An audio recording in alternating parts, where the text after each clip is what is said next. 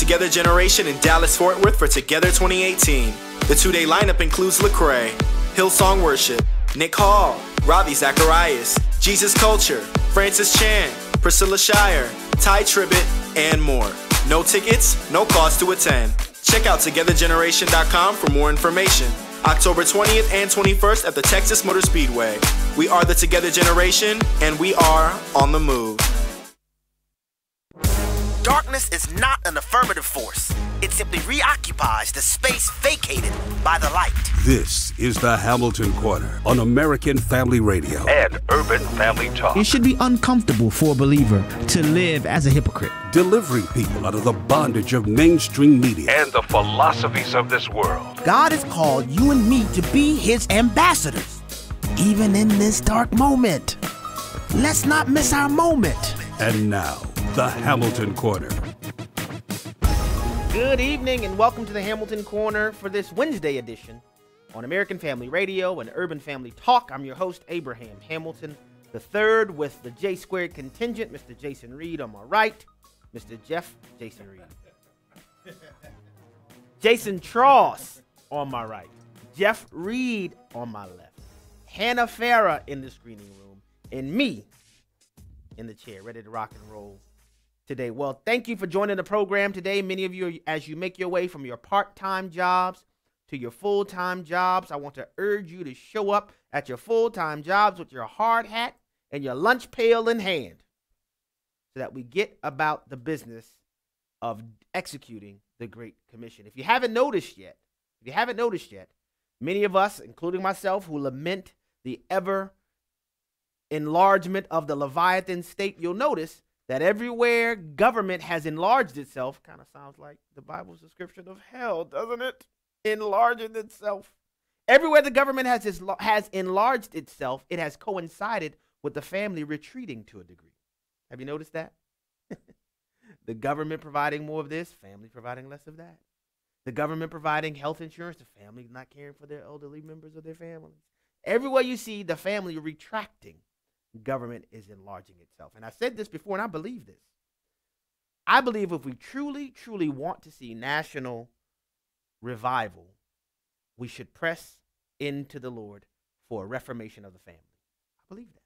I really, really believe that. If our families can be reformed, and remember, when I say families, I'm not limiting the understanding of family to, a mother and father with young children in the home. Your children are still your children when they become adults. Your parents remain your parents when they become adults. I think a lot of the crises in caring for a lot of the elderly American citizens would be solved if many of us Christians took seriously the instructions about caring for our own household. I said it before and I'll say it again. It is my responsibility to care for my families. How dare I go and hem Jason and Jeff up, start patting down their pockets to take their hard-earned money to pay for my parents in their elderly years. That's my job. That's my responsibility. So I strongly believe that any desire for revival really is going to be tied to a reformation of the family, opening of the eyes, recognizing what God has established there, and responding accordingly. Well, we are still collecting listener testimonies. If you'd like to be a part of our upcoming share-a-thon, fall share-a-thon, October 16th, 17th, and 18th, you are welcome to do so by calling 877-876-8893. That number again is 877-876-8893, where you are welcome to offer your listener testimony. If this program has been a blessing to you, we'd love to hear from you. If the American Family Radio Network and the Urban Family Talk Network have been a blessing to you, we welcome you to share that with us. You would leave the equivalent of a voice message. Our creative team will get that voice message. I heard another couple messages today. It's amazing to see how God is moving in the lives of individuals. And frankly, for me, I get the privilege of celebrating what God is doing in your lives. I'm telling you, one of the things I love when I travel is getting to meet the people who listen to this program and who make up the audience of support, where I get to celebrate what God is doing in their lives. Well, this is another opportunity to do that through an audio message, and we can share that with the remainder of the audience. So would you consider calling 877-876-8893 and providing your testimony, and we can rejoice alongside of you. Well, having said that, we'll now turn to Daniel chapter 3, and I'm moving pretty quickly, but I'm moving intentionally because it's something I just want to share, something that's on my heart to share. Daniel chapter 3, verses 1 through 7. This is the account where Nebuchadnezzar, king of Babylon, required all under his auspices, which would include the Babylonian nation, but it also expanded to the Babylonian empire. So you have people from all over the world that were under Nebuchadnezzar's authority in Babylon, including some Hebrews. And we all know the story, Shadrach, Meshach, and Abednego, or the way I like to refer to them by their Hebrew names, Azariah, Hananiah, and Mishael. But I'll read it first, and I want to share some background information and the thing that the Lord put on my heart. So I'll read it first, Jeremiah chapter 3, verses 1 through 7. Here we go. King Nebuchadnezzar made an image of gold whose height was 60 cubits, which means the height was 90 feet tall, and its breadth was 6 cubits. That's 9 feet wide. So the statue is 90 feet tall and 9 feet wide. He set it up on the plain of Dura in the province of Babylon. Then King Nebuchadnezzar sent to gather the satraps, the prefects, and the governors, the counselors, the treasurers, the justices, the magistrates, and all the officials of the provinces to come to the dedication of the image that King Nebuchadnezzar had set up. Then the satraps, the prefects, and the governors, the counselors, the treasurers, the justices, the magistrates, and all the officials of the provinces gathered for the dedication of the image that King Nebuchadnezzar had set up. And they stood before the image that Nebuchadnezzar had set up. And the herald proclaimed aloud, "You are commanded, O peoples, nations, and languages, that when you hear the sound of the horn, pipe, lyre, trigon, harp, bagpipe, and every kind of music, you are to fall down and worship the golden image that King Nebuchadnezzar has set up. And whoever does not fall down and worship shall immediately be cast into a burning fiery furnace. Therefore, as soon as all the peoples heard the sound of the horn, pipe, lyre, trigon, harp, bagpipe, and every kind of music, all the peoples, nations, and languages fell down and worshipped the golden image that King Nebuchadnezzar had set up." Now, this is what I want to talk to you about, and I want to use some other information to kind of bring texture to this conversation. When the herald proclaims to all peoples, nations, and languages, that is not hyperbolic language. The Babylonian Empire and this capital city of Babylon at this time was populated by people from all over the world. It included Hebrews, but it wasn't limited to Hebrews, okay? It included Babylonians, but it wasn't limited to Babylonians. People from all over the world. Now, to provide some biblical texture to this, I want to share with you some contemporaries of Daniel and Hananiah, Mishael, and Azariah, because the Lord, in his faithfulness, has always provided a witness for himself. For example, Jeremiah, the entire book of Jeremiah, the long prophetic work of Jeremiah, Jeremiah ministered to the nation of Judah in 627 BC. Okay, so Jeremiah ministered to Judah prior to the exile into Babylon, but including up to, for example, Jeremiah chapter 29 is a prophetic utterance issued to prepare the Hebrews who were going to Babylon. So this is on the way into Babylon. I want to prepare you for what's coming. Then you have Habakkuk ministered to the nation of Judah in 612 BC. So you have Jeremiah and Habakkuk ministering at the same time. If you remember, Habakkuk included in his prophetic utterances that the exile was not only coming, but specifically names the fact that the Babylonians are the ones that are going to execute it. And the Lord through Habakkuk said, "And write this vision down and make it plain, so that those who read it may run with it." It wasn't as if there was some magic that would happen by taking a vision and putting it down on paper. The Lord was literally instructing Habakkuk to write this down so that when the Hebrews go into Babylon, they know what to do.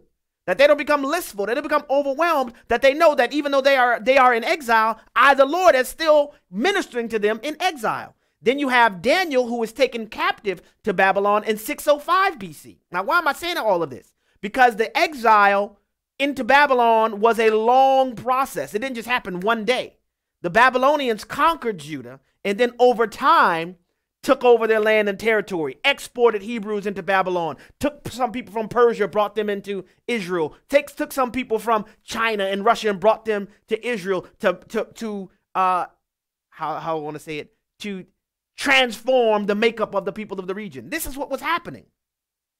Then you have in 597 BC that Ezekiel is exiled into Babylon. If you remember, the Lord records for us in scripture that Ezekiel had to lay quiet for years before the Lord would even allow him to begin to prophesy. And he begins ministering to the exiles from the Hebrews in Judah. The exiles from Judah who are now in Babylon. He began ministering there at 593 BC. And the culmination of the exile occurs in 586 BC. Now, why am I saying all of that? I read the stuff about the statute, Nebuchadnezzar's idolatrous statute, and the proclamation to bow down. And you notice the Bible only records among all of these people who are in Babylon, only 3 people don't bow to the statute. You know as well as I know that as a result of the ministry that is occurring in Babylon, certainly there were non-Hebraic people that became interested in the proclamations and the preaching of Ezekiel. Certainly. But at a minimum, even if you don't have that, you have more than just 3 Hebrews who are in Babylon. When the sound goes and the string instrument plays and the requirement for everybody to bow down to the statute, the music plays in the entire assembly in Babylon. The people from all over the world that include multiple Hebrews beyond Azariah, Hananiah, and Mishael. But only those 3 refuse to bow. Only those 3. Now, most of us, if we are a church, you know the rest of the story, that they refuse to bow. They end up getting thrown in the fiery furnace. A 4th man who has the appearance of the sons of God. That's what Nebuchadnezzar said. The son of God appears in the fiery furnace with them. But can I tell you something? Azariah, Hananiah, and Mishael did not know what was going to happen if they refused to bow. They did not know that the Lord would show up for them in the way that he did. But what they had was full persuasion. When I was praying this morning, I said out of my own mouth, I said, resolution is the countenance of the fully persuaded. When you have been fully persuaded, you're not subject to emotional pleas to move you from your position. When you are fully persuaded, you are fully invested, fully invested in the outcome of the author of your outcome, if that makes any sense. The reason why I am saying this is that we are at a point, and we've been here before, where we have to make the decision whether we're going to stand on the Lord's side or not. The time for playing and double-mindedness and the makeup of your audience determining your position, the time for that is gone, folks. The time for that is gone. Now, because I know the scripture, I know that we're not the only people. The Lord told Elijah, there's 7,000 who have not bowed their knee to Baal, nor kissed his face. You ain't the only one, chief. I know we're not the only ones. But we have to get to the place where we say, even if we are the only ones, that we will not bow. We will not bow. In surveying all that is happening, and I may get into this later on in the program, happening around the world, where the brethren in China are being encroached upon. I got a story I'm going to share in Myanmar, which is formerly Burma, which is on the border of China, where you have Chinese police thugs running up in the churches in Burma. In Myanmar, shutting them down. You know, in Nigeria, where you have, and in Myanmar, they're kidnapping pastors. Kidnapping them. Shaving their women's head bald. You know, the Chinese believe that the 21st century is going to be the Chinese century. They believe the 21st century will be for China what the 20th century was for America. They believe America's sun has set because the Americans don't have the will to stand firmly on what established them as a great nation. This is from the Chinese themselves. The Chinese say that the Americans seem all too willing to abandon the ethos that made them a superpower in the first place. That is not a question of if, it's only a matter of when.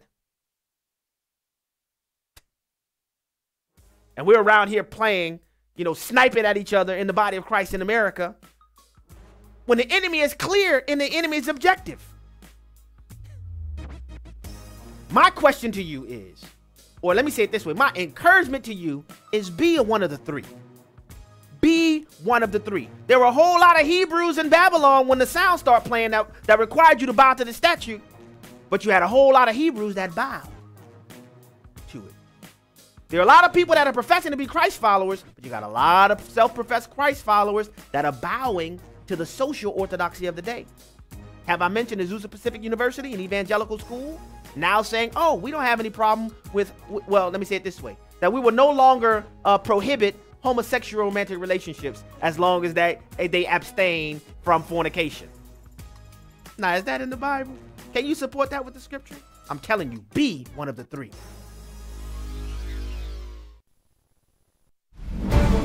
The treasonous actions of the left. Hi, I'm Matt Staver with Freedom's Call. Senator Marco Rubio is the first to send a letter to Attorney General Jeff Sessions asking that he investigate John Kerry for violating the Logan Act. The Logan Act prohibits unauthorized personnel to negotiate with a foreign government in relation to any disputes with the United States. Kerry met with foreign leaders when he was a private citizen and discussed future American policy with Iran's foreign minister. He was actively undermining U.S. policy by these meetings since leaving office. The U.S. citizen who is trying to reverse the U.S. government's efforts in a foreign government without the authority of the government is acting illegally. John Kerry is one of those which originally crafted the Iran deal and is highly motivated to see it stay in place. Senator Rubio is wondering if he committed treason. Stay informed and visit Liberty Counsel's website. Ask God how he can use you to make an eternal difference. lc.org. That's lc.org. Thank you, AFR, for being such a light in the dark place that we live. Many, many people are getting blessed because you are sounding the alarm, sharing the gospel, and encouraging us every day. American Family Radio is touching lives. I gather my family around the living room, and we get to listen to Adrian Rogers, and it's just become just a part of our life, and something that the kids even come to expect and really look forward to. And there's times I think they're not listening, but then they'll say something to me later about, hey, we heard Dr. Rogers talk about that, didn't we, Dad? We're grateful to hear story after story of how God is using this ministry. Would you help support this life-changing effort? Join us for our 3-day share-a-thon starting Tuesday, October 16th on listener-supported American Family Radio.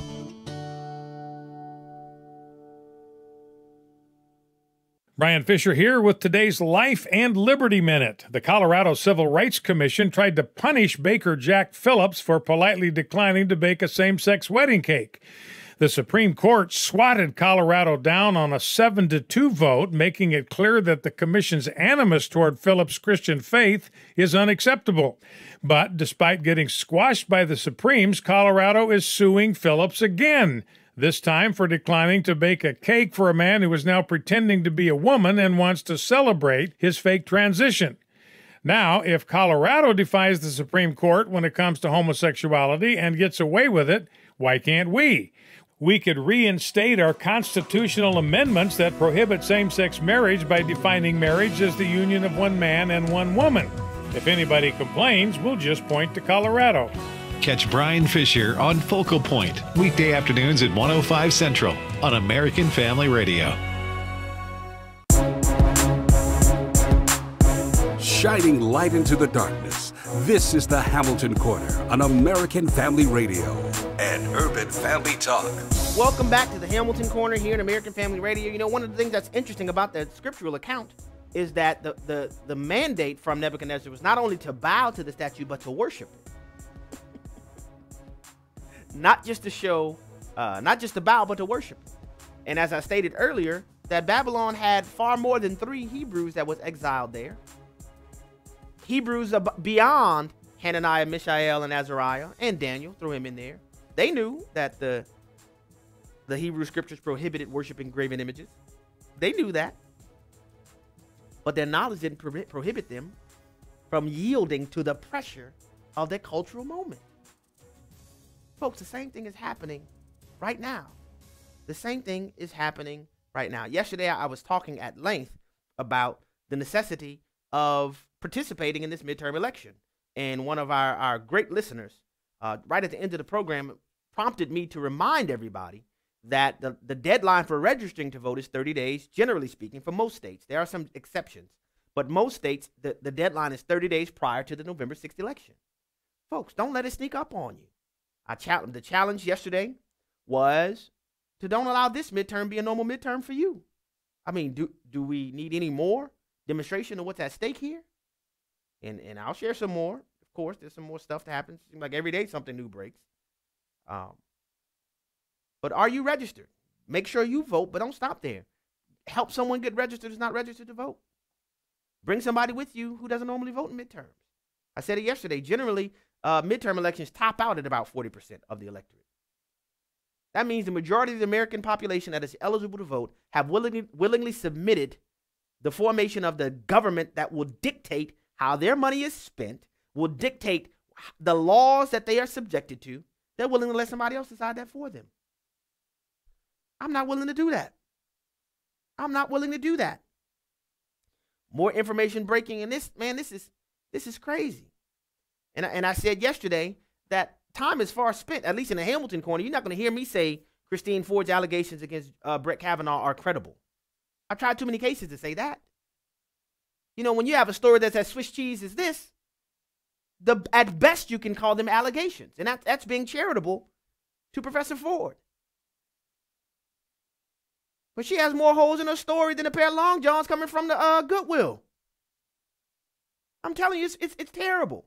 So today it broke, and a lot of people were interested, as was I, when Rachel Mitchell asked questions concerning the polygraph, the process for the administration, who purchased the polygraph, who paid for it, and things of that nature, when Christine Ford testified before the Senate Judiciary Committee. Well, now we know why, and it seems Rachel Mitchell knew why when she was asking the questions. It's come out now, it's been released publicly, that a man purporting to be Christine Ford's former boyfriend, who met her in 1989, befriended her. They were friends for 2 years, 89 to 91. Then in 1992, they began a romantic relationship that continued from 1992 until 1998.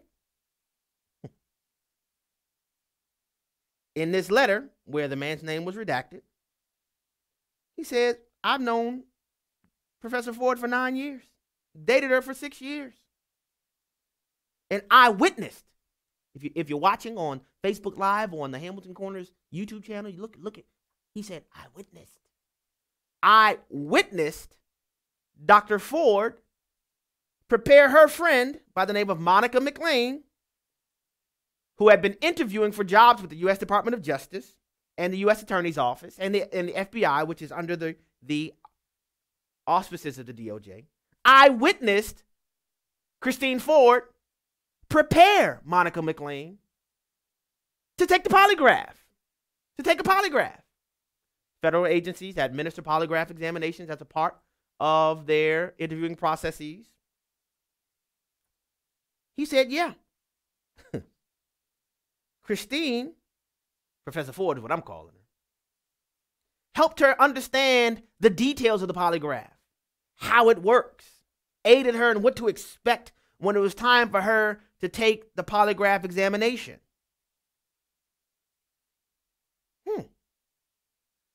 But when Christine Ford was under oath, or if you're from the Third Ward, New Orleans, you might say oath with an F, she had something different to say when she was asked about this. If you would, Mr. Tross, the astute board operator as you are, would you please play clip number 2 for the people?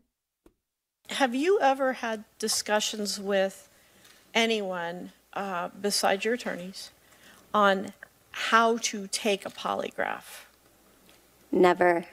And I don't just mean countermeasures, but I mean just any sort of tips or anything like that. No, I was scared of the test itself, but was comfortable that I could tell the information and the test would reveal whatever it was going to reveal. I didn't expect it to be as long as it was going to be, so it was a little bit stressful. Have you ever given tips or advice to somebody who was looking to take a polygraph test? Never. Have you ever given tips or advice to someone who was going to take a polygraph test? Her answer? Never. Never. One thing's for certain. Somebody is lying. Now, if we're going to use the Kamala Harris, Cory Booker, Chuck Schumer, lying Democrat media, however many more people want to throw in there, we're going to use their standard. You're innocent until accused. Now, if I'm going to apply their standard to Christine Ford, I would immediately at this moment say Christine Ford is the one who is lying.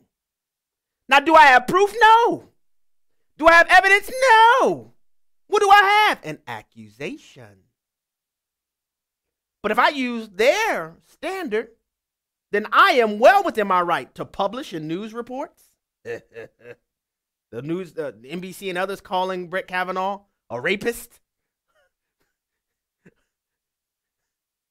I am well within my right, using their standard, to refer to her as lying Ford. You probably want to get a Chevy because Ford's lied. Am I right or am I right?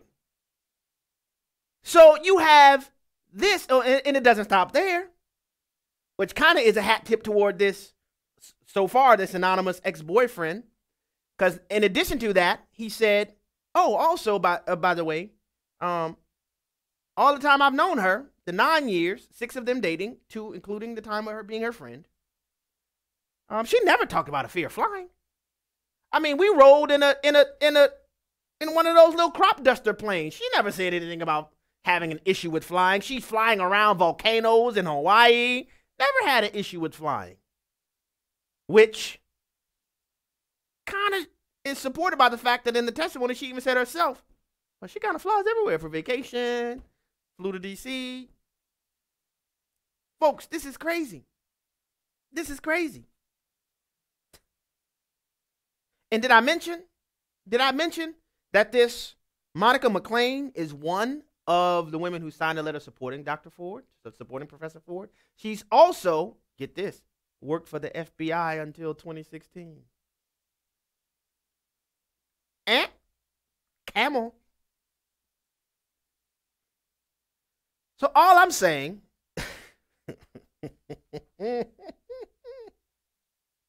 folks, it's just like Newt Gingrich said it yesterday. It's the politics of ruin. I got some audio from Cory Booker. And I played this first. Well, maybe I'll do this first. So on September 19th, I'll do that. Remember on September 19th, I probably should have pulled the audio of me saying it on the program on September 19th. But I shared this audio of Anna Marie Cox, the founder of an online publication called Wanket, to where she opened her flap to reveal that to her it didn't really matter if Brett Kavanaugh had actually done what he's accused of or not. All that mattered to her was his response to a woman's pain. If you would, play clip number 4, please.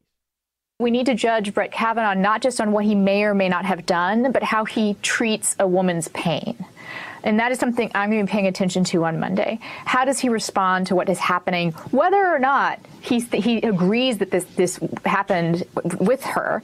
Does he take her pain seriously? Do the people interrogating her take her pain seriously? Now, I'll give you a spoiler alert. I don't think Brett Kavanaugh takes women's pain very seriously, and I know that because of the decisions he's made as a judge.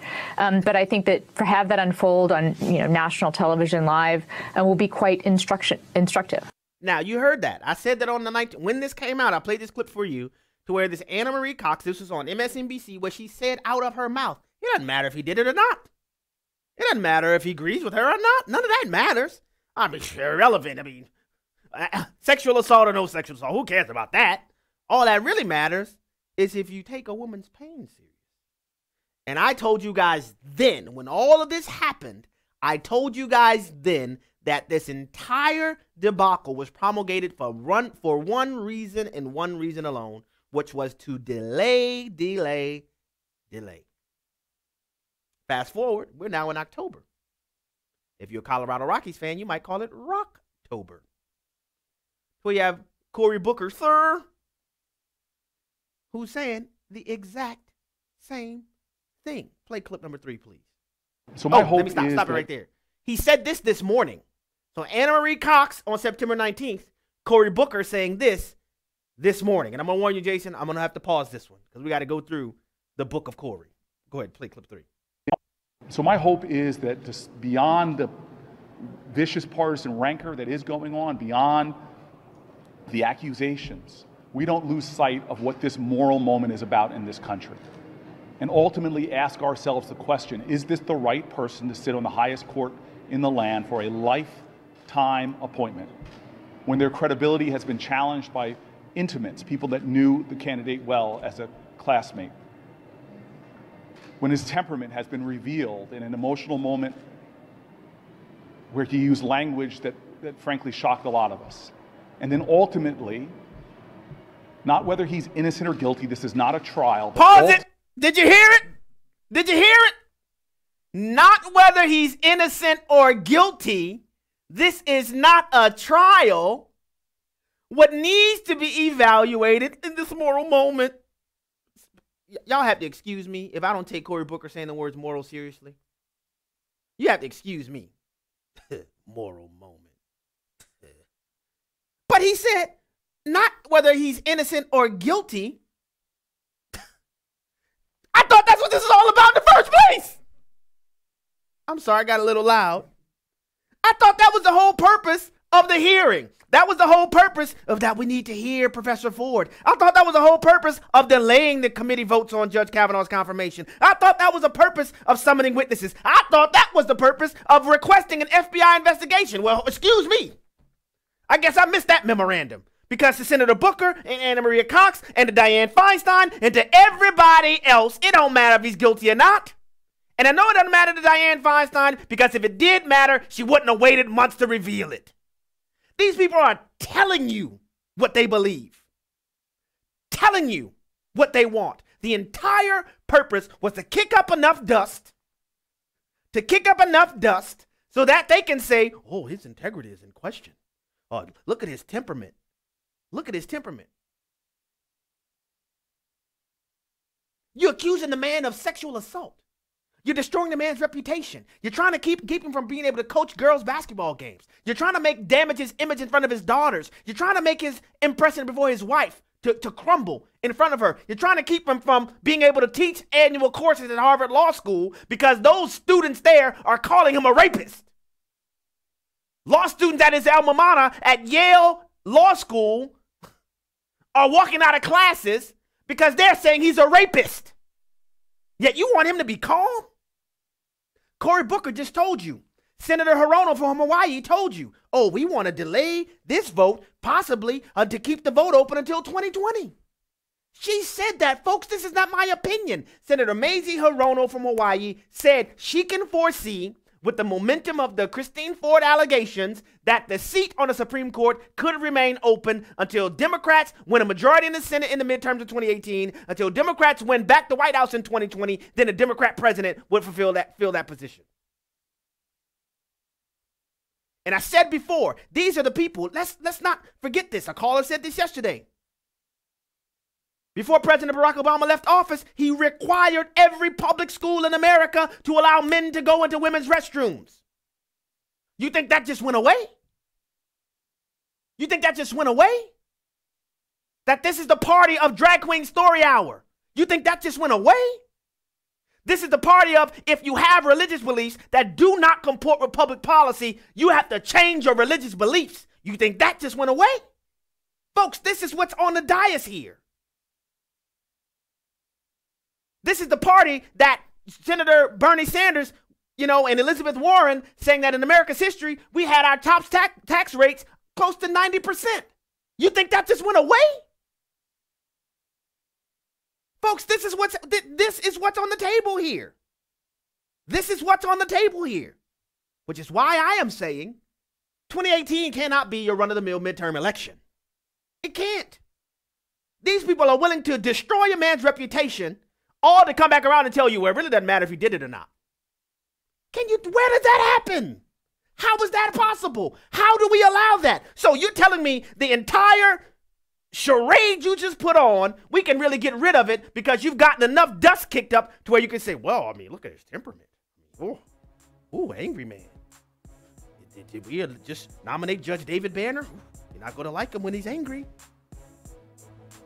All at the same time, we got Barack Obama admitted years ago, well, when I was young, I smoked weed, I did all kind of drugs, I got drunk, I ain't take school seriously. But we talk about, yes, we can.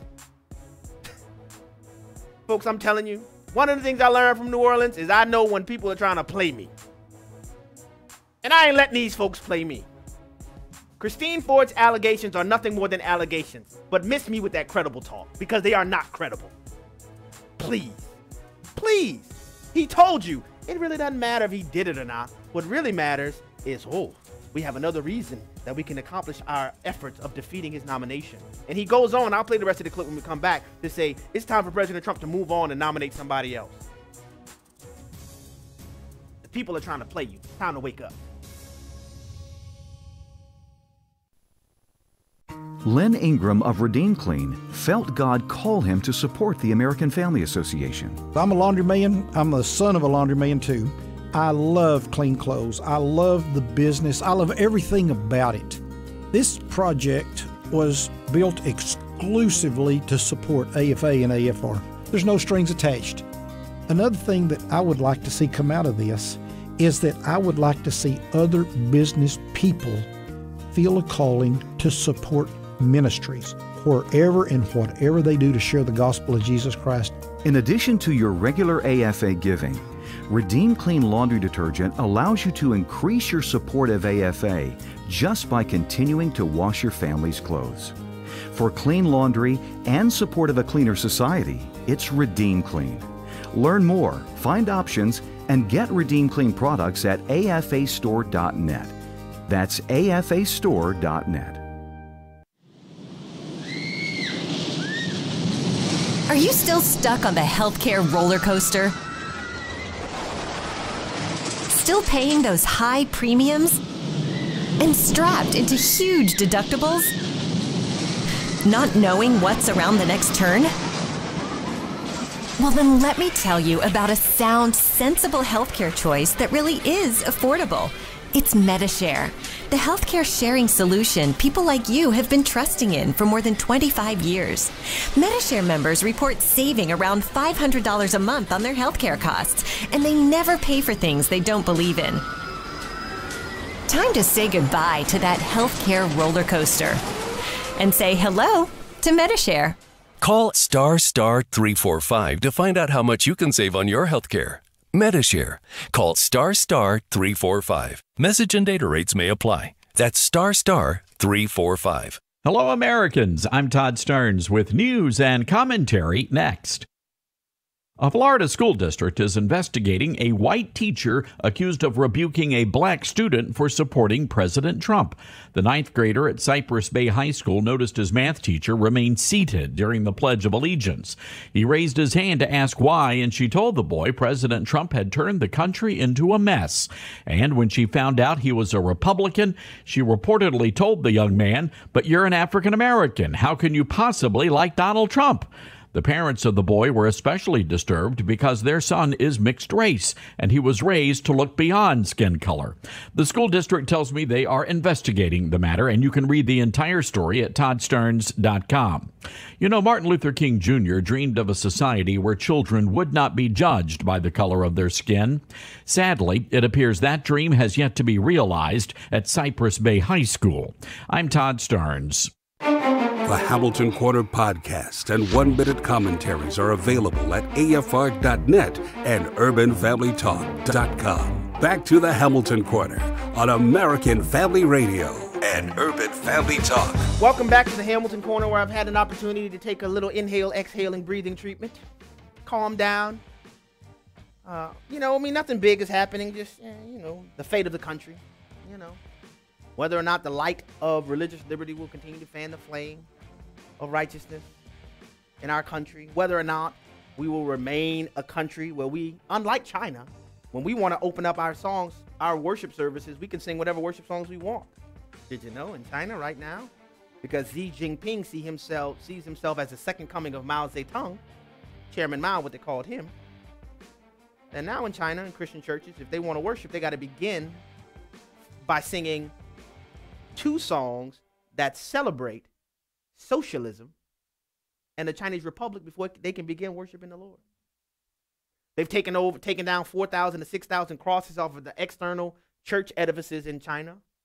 But if the churches happen to have crosses inside the building, they have to make sure on the right side of the cross is a picture of Chairman Mao Zedong, and on the left side is a picture of Xi Jinping.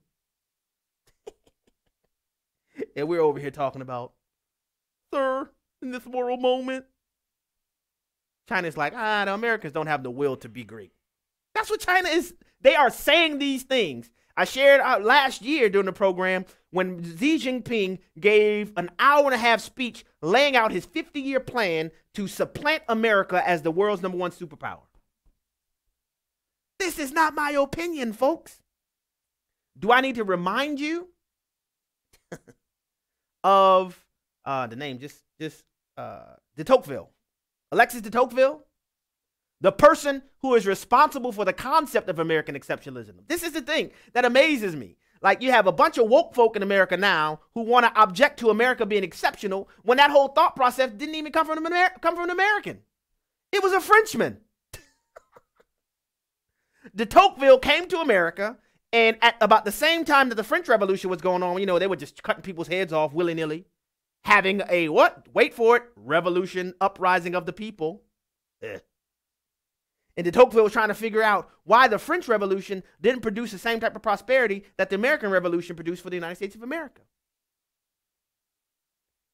And his writings on democracy in America includes the references to what we now call American exceptionalism.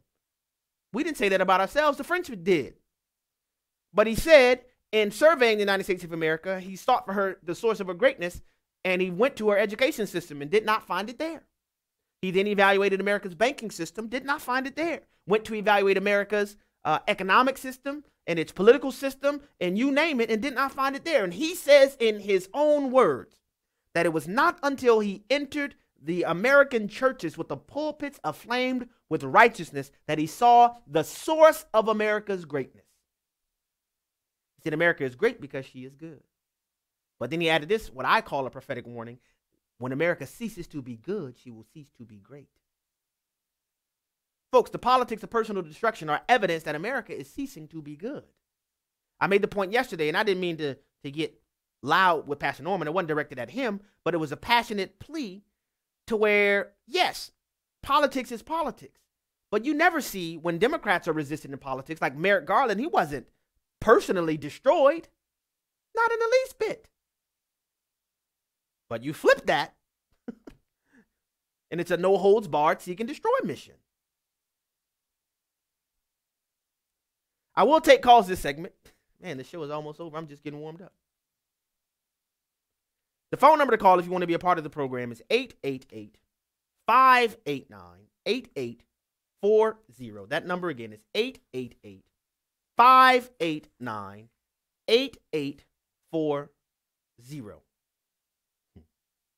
I promise you I'll play the rest of the Cory Booker clip. Do we have that one still available? We round it a little bit. I want you to hear Cory Booker's full clip to where he immediately about faces. My girl Stacey Washington says pivots. He pivots away from the allegations against Judge Kavanaugh after saying, hey, whether he did it or not, man, who cares? I mean, really? I mean, what does that matter? I mean, this isn't a court of law anyway. Really? After all of this? And then goes on to explain that we need to move on to another nominee. Play the rest of the clip, please. Well, as a classmate, when his temperament has been revealed in an emotional moment where he used language that frankly shocked a lot of us. And then ultimately, not whether he's innocent or guilty, this is not a trial, but ultimately, has enough questions be raised that we should not move on to another candidate. And that long list put together by the Heritage Foundation and the Federalist Society, move on to another candidate, because ultimately the Supreme Court is not an entitlement. Just because you went to Yale or were president of your class doesn't entitle you to the Supreme Court. This is a sacred institution. And the people that should be on it, whether you disagree with their political or judicial philosophy at all, the people who should be on the Supreme Court should preserve the integrity of the court and be beyond the reproach of these difficult partisan times. So you got that bait and switch, right? All of this brouhaha, all of this noise, it's for nothing. Even if he's innocent or guilty, no matter. But there's enough smoke, there's enough dust that we just need to move on to another nominee. And you know why he's suggesting that, folks? Because the entire process starts all over again. You see? I told you before, and I'll say it again. When you give a bully your lunch money one time, guess what's happening? And look, this happened to me. Look, I'm just going to tell you. The first fight I ever got into is when I in middle school. And if you don't know anything about public schools, some people have to get free lunch, some people get paid lunch, some people get reduced lunch. And at this time, I got reduced lunch in public school. And a bully that came up to me and tried to take my quarter so he could buy a dum-dum ice cream cone. And I have to tell you, I would love to say that, hey, I had all of the confidence and courage at the time, but no, I wasn't a fighter. I didn't like to fight. So this dude stalked me around the school for over a week, grabbing my pockets, trying to get my quarter, trying to get my money. I talked to my older brother, and you know what he told me? He said, hey, but eventually you're going to have to fight him at some point. You don't deal with a bully by running from him consistently. You don't. Now, some of y'all waiting, what's the rest of the story? I'm not telling you the rest of the story. You have to catch me in person to get the rest of the story. I'll let some of those things, those details out when I'm live and in living color. Jay said, I know it. At some point, you have to stand up. I mean, okay, we had a vote scheduled for September 27th. And then that gets pushed back. Oh, she can't fly, so you need to push it back further. Oh, we offer to come and interview her in California. She doesn't have to fly. I didn't know about that. What happens? Delay even further. She needs to be heard. The woman needs to be heard. Okay, we'll give her a hearing. No, we don't want to give her a hearing. You want to let a woman prosecutor do the questioning. You remember this? These are objections that were raised. Well, I thought you wanted her to be heard. Yeah, but I want to make them do the questioning. Then she's heard. Brett Kavanaugh defends himself. Oh, it doesn't matter if he's guilty or not. Folks, do you see what is happening here? It doesn't matter if he's guilty or not. Let's get another nominee up. At some point, you got to pull a Popeye. I done stand all I can stand, and I can't stand no more. Give me my spinach. It comes a time in a man's life where you got to pop open the can of spinach. Am I telling the truth? Y'all laughing at me. I'm serious, man. This. Do you think these kind of people, if given the levers of power, do you think they're all of a sudden going to become something different than this? Please. I had so much more to say. And at the same time that this is happening, Secretary of Defense James Mattis and the head of the Navy get white powdery substances sent to their offices that test positive for ricin, which is not a big deal, just deadly poison. Ted Cruz gets white powdery substances sent to his house. Senators in the U.S. Senate are being stalked and harassed in the Capitol building. Political activists, regressive political activists, corner Jeff Flake in an elevator. But they're just passionate. Folks, the stakes are pretty clear. Pretty clear. I'll play this audio from Mitch McConnell because he seems to have somehow, this is a miracle in and of itself, but he seems to have somehow found a spine. You know, for Mitch McConnell, that's a tough order. But look what he had to say. Play clip number 5, please.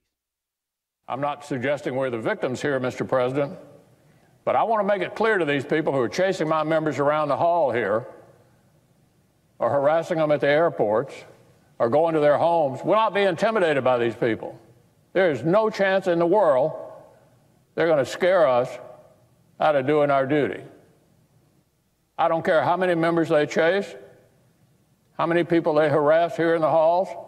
I want to make one thing perfectly clear. We will not be intimidated by these people. All right, Mitch. What's that boy's name? That can't be Mitch McConnell. He sounded a whole lot like Mitch, but somebody must have took Mitch's voice and ventriloquized that thing. I don't even know if that's a word. I just made up ventriloquize. Is that a word? Somebody let me know. To the phone lines we go. We'll start off in Tennessee, where Chris is on the line. Chris, thank you for calling the Hamilton Corner. Welcome to the program. Mr. Hamilton, thank you for taking my call. I'm with you. I'm extremely worried about the vote, and I'll tell you why. because in my county, it went completely blue. From the county mayor to the county commissioners and the city. So that affects all of the suburbs, and also even the sheriff. That the sheriff's department went blue, and it just seems that and I have begged. I've known people that are retired that I've begged them, here, let me pick you up. I'll take you to the polls. And no, I'm okay. I'm okay. I got, everything. I'm retired. Everything's, in a set mode and everything. And then I've even talked to small business owners who don't go and vote because, I'm too busy. You cannot be too busy for the vote. And I am asking people, if you have to beg people and explain to them why they need to go vote and offer them, you go with me. I'll take you there. I'll give you a ride. I'm really scared because people think, we got Donald Trump and, that's it. We're good to go. Yeah, Chris, thank you for your call and your comments. And folks, that's how it happens. The abrogation doesn't occur by a massive, emotional, I don't want to do this anymore. It's the passivity. That's why in Deuteronomy, right at about chapters 5 and 6, it's not when you are in great difficulty that you need to be vigilant. The Lord was admonishing the Israelites. That's when you've eaten and had your fill. It's when you have full tummies and fat pockets that you need to be on guard, because it is in those moments that laissez-faire expectations and lifestyles begin to set in. I say it all the time. It's not very difficult to get people to start praying when things are when all HE double hockey sticks is breaking loose. When things are being difficult and the dog won't act right and the car broke down and you just got laid off. Everybody wants to pray then. But my question to you is, how do you respond to a victory? How do you respond to a victory? Back to the phone lines. We'll go next to Alabama, where Kim is on the line. Kim, thank you for calling the Hamilton Corner. Welcome to the program. Yes, sir, Brother Abraham. I got a question for you. This being a job interview for Judge Kavanaugh, wouldn't that fall under equal opportunity employment? And I don't see why he wouldn't just sue the darn Democrats for discrimination. File charges of discrimination under equal opportunity employment. How would that work? Good question, Kim. Thank you for your call and your comments. Well, of course, it's being referred to as a job interview, but how many of you have your job interviews publicized on national television, on Capitol Hill? I mean, of course not. It is a job interview in a sense, but it is not a traditional job interview. You have the constitutional features and things like that are happening. But I do think some of the comments rise to a certain level. And let me say this, that I do think ultimately Kavanaugh would be confirmed. And again, people who think that this is just a full-throated defense of Kavanaugh, if you listen to this program, I did not like the Kavanaugh nomination.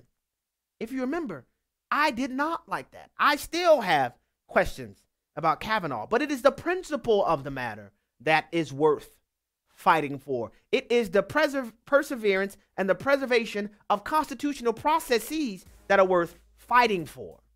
So this is not as if, I'm just going to ride for Kavanaugh no matter what, because I thought they had better options available than Brett Kavanaugh when President Trump made the nomination.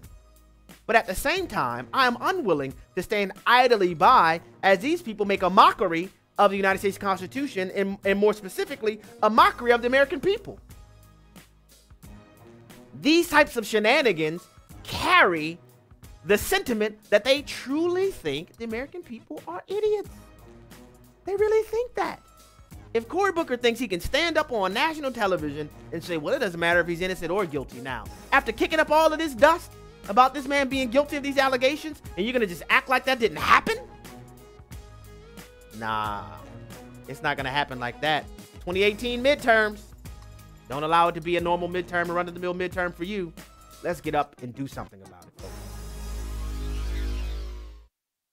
The views and opinions expressed in this broadcast may not necessarily reflect those of the American Family Association or American Family Radio.